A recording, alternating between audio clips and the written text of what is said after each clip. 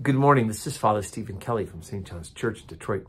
We're continuing our series of daily morning meditations where we generally look at one or another of the lessons that are assigned for morning or evening prayer, what is known as the daily office lectionary. And the snow continues to come down.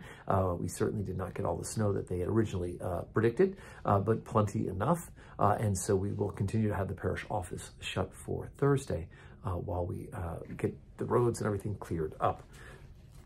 I thought today we would talk about the feast day that's appointed for today, and that is the Feast of St. Blaise. Now, St. Blaise is one of the saints that I remember as a child because my mom used to take us up and take us to church on the Feast of St. Blaise in order to have our throats blessed, right? The priest would hold two candles up against our throats and would bless our throats and invoke God's blessing, asking that we be, by the mighty intercession of St. Blaise, may we be freed and protected from all ailments of the throat and all other infirmity. And so it was a fond remembrance of my childhood, and I couldn't wait as a priest to be able to offer that blessing as well, which we will do on Sunday in honor of St. Blaise. So, but what is this about? St. Blaise is known as a holy helper. So I thought today, instead of doing a lesson from the daily office, I would read to you from the Anglican Breviary a little bit about not only St. Blaise, but we call the 14 holy helpers, because we know that God's saints in heaven, that they're alive and that they also intercede for us. Blaise is venerated as one of the 14 holy helpers, which are certain saints reputed to have a special power of intercession in heaven on behalf of those in peril or suffering on earth. According to the common tradition, they are all martyrs except for St. Giles, and their names are in the Western calendar except for the first on the list, Acadius, whose feast is usually observed in the East on March 31st. Which is the same as the Bishop of Lower Armenia, who at his trial gave such a convincing testimony for Christ that his persecutors were silenced and for a long time left him undisturbed in the practice of his religion during the bloody reign of Decius, for which reason he is invoked against false accusations. The other holy helpers are commonly named thus: second, Barbara, invoked against fire and lightning; third, Blaise, invoked against all diseases of the throat. That's our feast day today.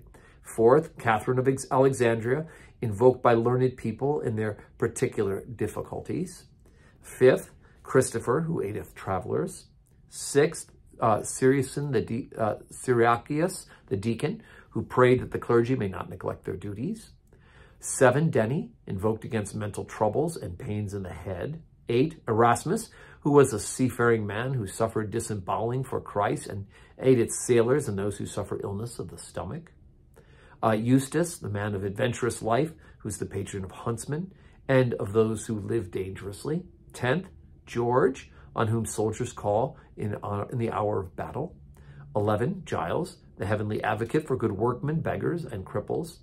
And 12th, Margaret, the maiden who overcame the dragon and is invoked by the fearful. 13th, Pantaleon, the physician, patron of those who care for the sick. And Vitus, who helpeth those infirm in limb. Devotion to the holy helpers is an evidence of belief in the spiritual commonwealth of those on earth with the saints in heaven. And the cultus of Holy Blaise is more widespread than those of others by reason of the blessing of throats, which is wont to be given on his feast. Concerning whom it is related that he was the Bishop of Sebaste in Armenia, and that he was martyred with such torture about the year 316, after a long time spent in prison, during which he healed many sick folk, including a boy who was dying from a thorn in his throat, and hence the blessing of throats.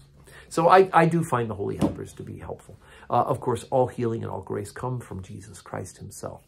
But it's nice to have people in heaven, as well as people around us in the body of Christ in the church, praying for us, interceding for us, and that we should be interceding for others as well. And I hope that you have a Thursday that is full of blessings.